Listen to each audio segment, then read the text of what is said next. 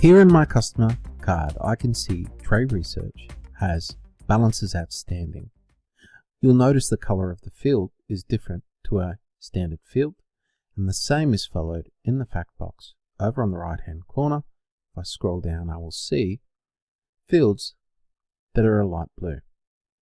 From this, if we were to click on the balance, on local currency, and on clicking on this, it will drill down and show me the customer ledger entries. Again, we can click onto an original amount, and I can click on that field to drill down further into the data that's held within. In items, the same is experienced, but with the inventory numbers, and over on the right hand side in the plane, you can see landed costs.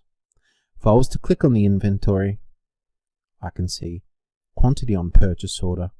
If I click on the number, it will drill in to show me the particular documents that relate to this number.